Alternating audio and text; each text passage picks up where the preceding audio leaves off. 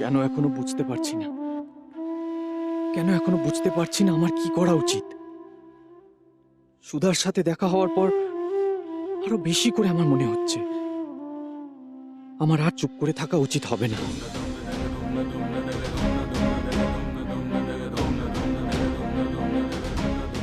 না না, এখনই যদি এই বিবাহে আমার অমত না জানাই তবে অনেক দেরি হয়ে যাবে। না না, আর দেরি করা যাবে না। এক্ষুনি এক্ষুনি বাবাকে সব জানাতে হবে, সব।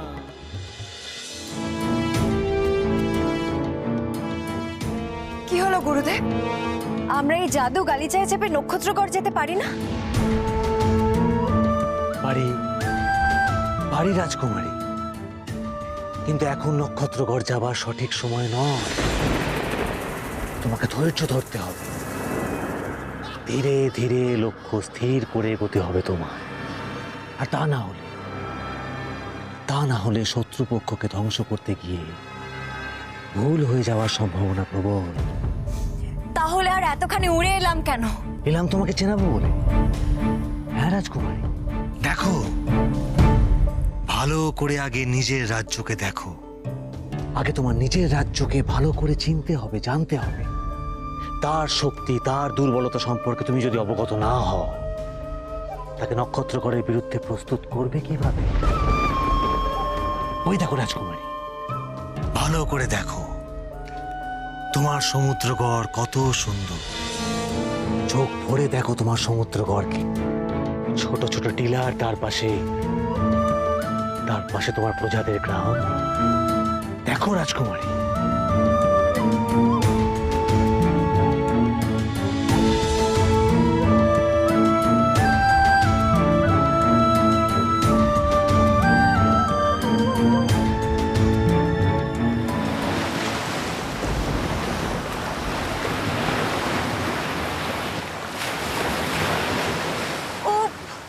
ও কিসের শব্দ? সমুদ্রে। রাজকুমারী, তুমি কি ভুলে গেলে তোমার রাজ্য 3 দিকে সমুদ্র দিয়ে ঘেরা?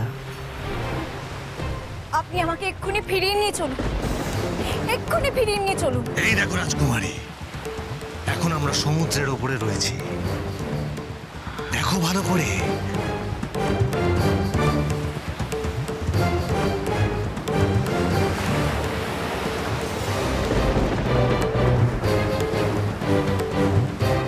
না না না, আমি আর এক মুহূর্ত এখানে থাকতে পারবো না। দোহাই আপনারা, আপনি এক্ষুনি আমাকে ফিরিয়ে নিয়ে চলুন। আপনি আপনি আপনি এক্ষুনি আমায় ফিরিয়ে নিয়ে। রাজকুমারী, রাজকুমারী, কি হলো তোমার?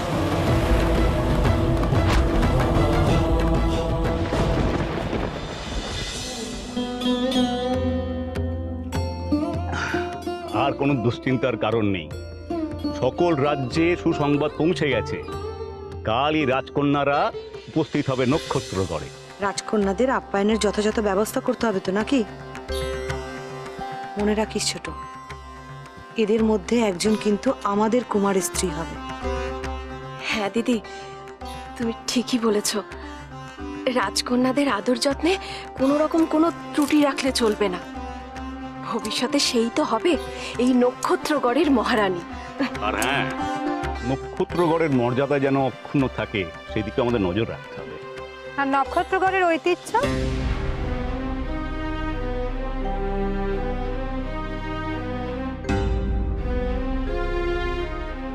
যুবরাজের বিবাহের জন্য মহারাজ এত আয়োজন করছেন,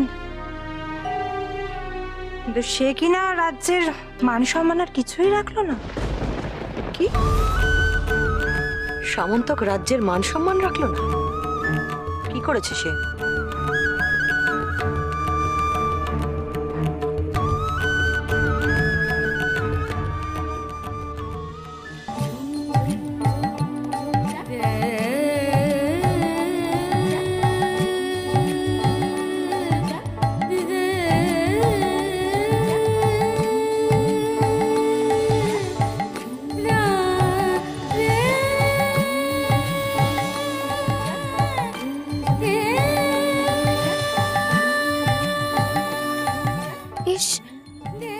কি ভাবলো কে জানে।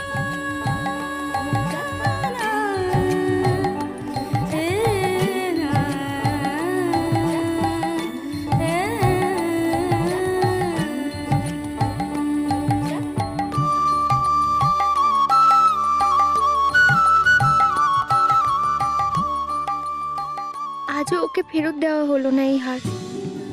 আবার যে কবে দেখা হবে।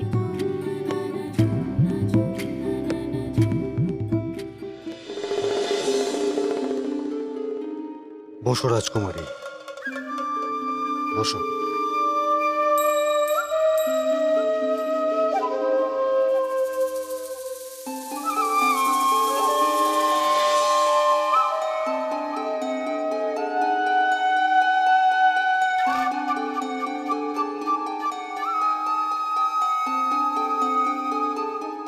এই জাদু শরবতটা খেয়ে নাও রাজকুমারী, শরীরে বল পাবে।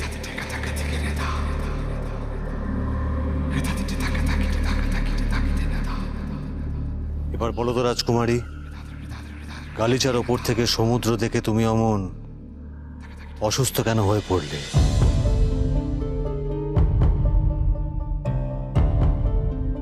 5 বছর হলো তোমাদের এই রাজ্যে এসেছি আমি,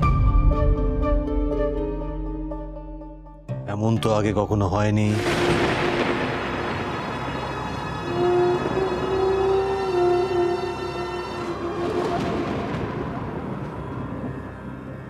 নিশ্চয়ই তোমার সাথে এমন কিছু ঘটেছিল যে কারণে তুমি এত সমুদ্রকে ভয় পাও।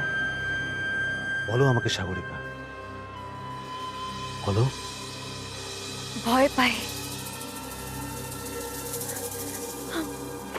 আমি সমুদ্র ভীষণ ভয় পাই। শুধু সমুদ্র কেন, আমি যে কোনো জলাশয়ে খুব ভয় পাই। আমার ভয় করে, আমি প্রচন্ড ভয় পাই।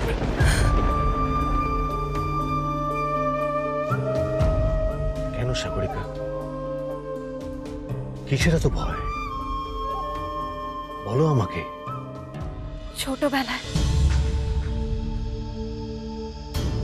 ছোটবেলায়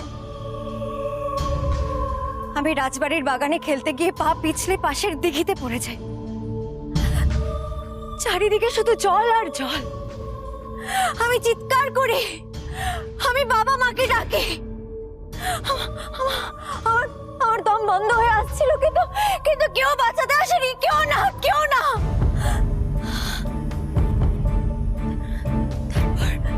তারপর আস্তে আস্তে যখন বুঝতে পারছি যে আমার দম শেষ হয়ে যাচ্ছে, যখন আমার হাত পা আর কাজ করছিল না, যখন আমি বুঝতে পারছি আমি ক্রমশ তলিয়ে যাচ্ছি, ঠিক তখনই এক দাসী আমাকে ওই জল থেকে টেনে বের করে। আমাকে সেই আতঙ্ক গ্রাস করে। আমি শান্ত হও রাজকুমারী। আমি বুঝতে পেরেছি রাজকুমারী, এই অভিজ্ঞতাই তোমার মনের ভেতর সারা জীবনের জন্য জলভীতি তৈরি করেছে। এই জলের ভয় কোনোদিনও দূর হবে না। আপনিই বলুন না, সমুদ্র ঘরের চারিপাশে এত জল। আমি কিভাবে বাঁচবো বলুন তো? শান্ত হও রাজকুমারী। আমি বেশ বুঝতে পারছি এই জলের ভয় তোমার মনের গভীরে বেশ ভালো মতোই প্রবেশ করেছে। জাদুবিদ্যা দিয়ে আপনি কোনোভাবেই কি পারবেন না আমার এই ভয় দূর করতে? পারবো রাজকুমারী। মহাবিভ্রম মন্ত্রের জোরে অসাধ্য সাধন করতে পারবো আমি। আর যেদিন সেই মন্ত্র আমার আয়ত্তে আসবে, সেই দিন এই অভিশাপ থেকে মুক্ত হবে তুমি রাজকুমারী।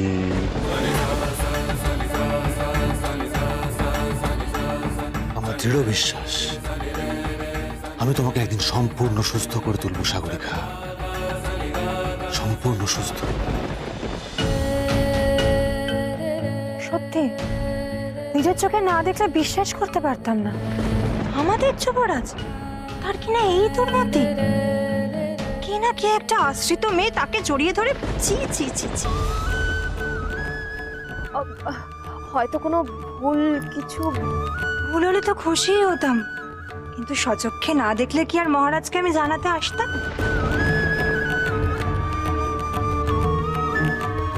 তবে হ্যাঁ, আমার কথা যদি এখনো বিশ্বাস না হয় তাহলে যুবরাজকে ডেকে জিজ্ঞেস করলেই তো হয়।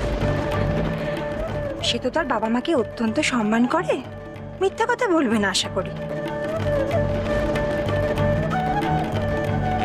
আসতে পারি?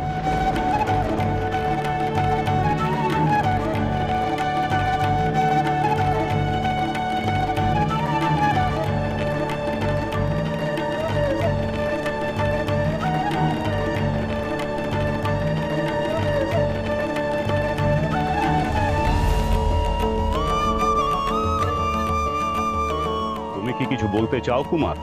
বাবা, আমি জানতে পেরেছি আপনারা আমার বিবাহের আয়োজন করছেন। ইতিমধ্যেই বিভিন্ন রাজ্যে নাকি দূত পাঠানো হয়েছে রাজকন্যাদের নক্ষত্রগড়ের আমন্ত্রণ জানিয়ে। তুমি ঠিকই শুনেছ। আমি, গুরুদেব এবং তোমার মায়েরা মিলে তোমার বিবাহের সিদ্ধান্ত নিয়েছি।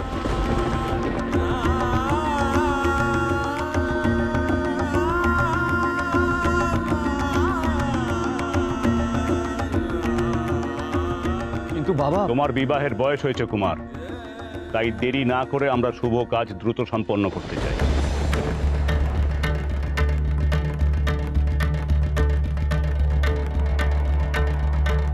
কিন্তু বাবা, আমি যে এখন বিয়ে করতে চাই না।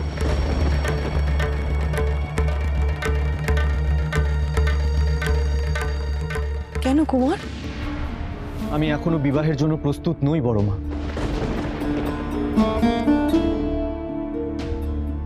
প্রস্তুত যে নাও সে তো খানিক আগেই আমি দেখলাম। ভালোই হলো, এখানে যা বলেছি তার উপর কুমারের বিবাহে আপত্তি একেবারে প্রমাণ হয়ে হাজির হলো।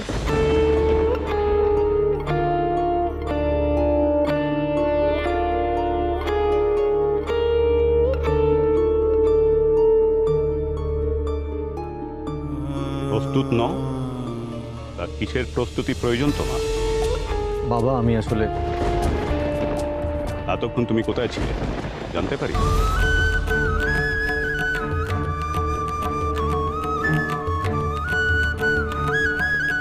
দিঘির পাড়ে।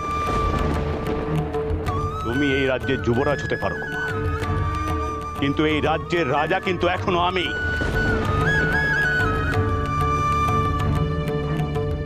তুমি কোথায় যাও, কি করো, কোনোটাই কিন্তু আমার দৃষ্টি এড়ায় না। আমি আশা করব এই নক্ষত্রগড়ের ঐতিহ্য আর পরম্পরা বিরোধী কোনো কাজ তুমি আর ভবিষ্যতে করবে না। আর শুনে রাখো কুমার, এই বিবাহ নিয়ে কোনো মতামত দেওয়ার অধিকার তোমার নেই। এই নক্ষত্রগড়ের প্রত্যেক রাজাই তাদের বিবাহের বিষয় তাদের পিতা মাতার সিদ্ধান্তই মেনে নিয়েছে। আশা করি তোমার ক্ষেত্রে তার অন্যথা হবে না।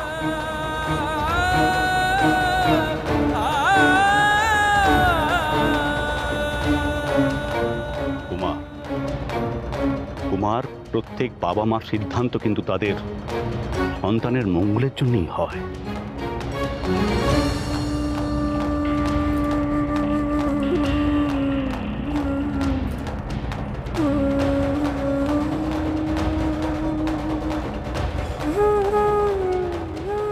কেন এই বিয়ের আয়োজন করা হচ্ছে সে তোমায় আমরা বলতে পারবো না সামন্ত।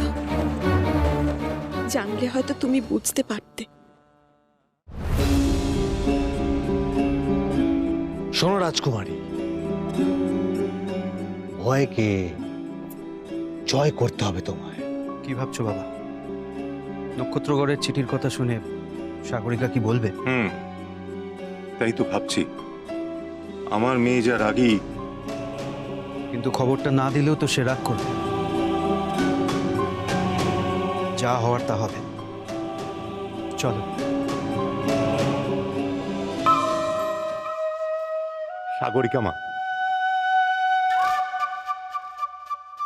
সাগরিকা মা, নক্ষত্রগড় থেকে আমন্ত্রণ পত্র এসছে।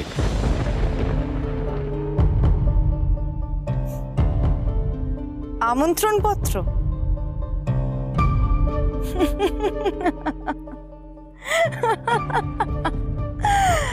আমন্ত্রণ পত্র না, আদেশপত্র বাবা। তা কিসের আমন্ত্রণ পত্র পাঠিয়েছে শুনি?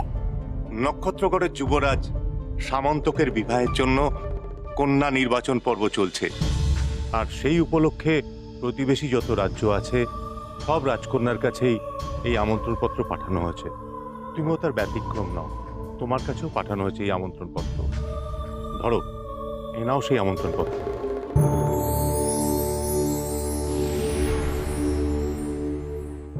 সাগরিকারও এটা জানা উচিত যে এ বিবাহ যদি হয় তাহলে করদ রাজ্য হিসেবে আমাদেরও কিছু উপকার হয়।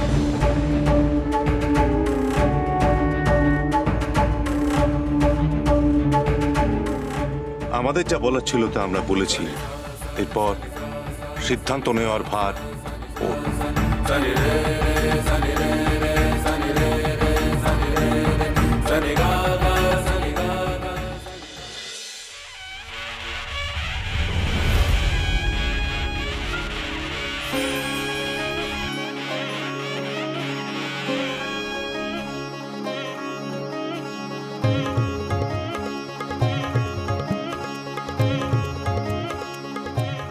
চলো, এসো না। আরে বাবা চলো না। উফ, তুমি না। এই দেখো দেখো দাদা ভাই, কত রাজকন্যা এসেছে পরীক্ষা দিতে। ছাড় আমাকে। আহ, চলে যাচ্ছ কেন? দাঁড়াও না, দেখো ওই যে। আচ্ছা, এরা সবাইকে পরীক্ষা দেবে, আর সবাই যদি পরীক্ষায় উত্তীর্ণ হয়ে যায় তখন কি হবে?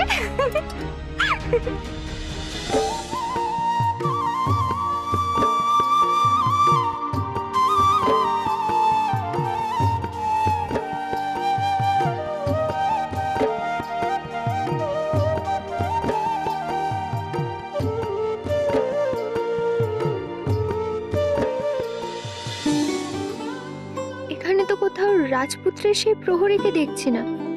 সে কি আসেনি?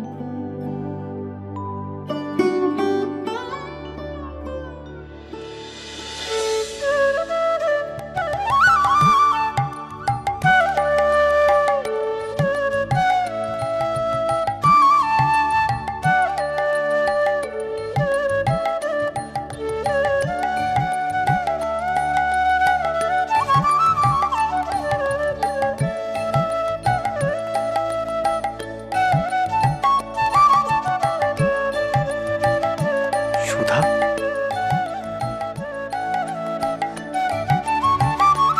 এবার চল, আর একটু থাকি না, যদি আরো কিছু দেখা যায়।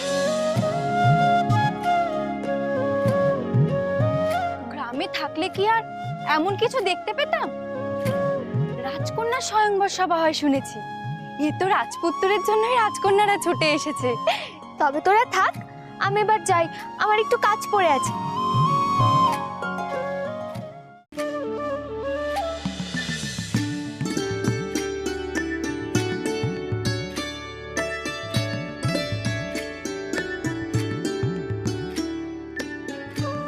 বাবারে বাবারে বাবারে বাবা, দেশ বিদেশ থেকে সব রাজকন্যারা আসছে রাজপুত্রের সাথে বিয়ে করতে।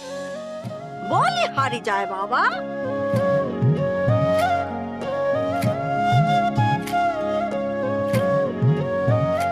বলি ও বাছা, তুই রাজকন্যাদের দেখেছিস? তারা কেমন?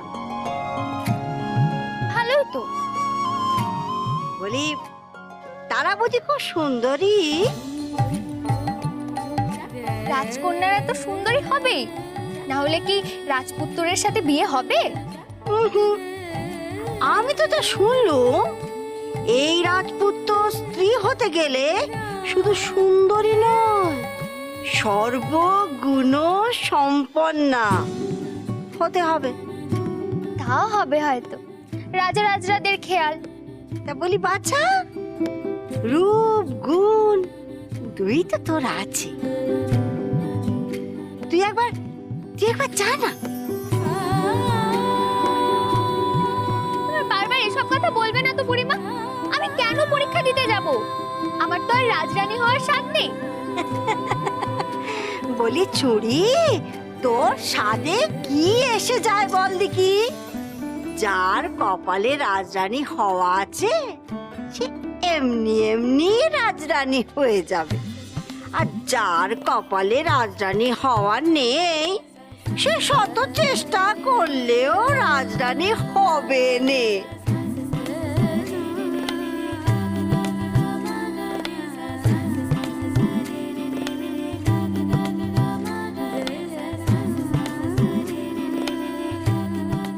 রাজরানী না হই, যার কথা ভাবি সে কি? ধুর, এসব আমি কি ভাবছি?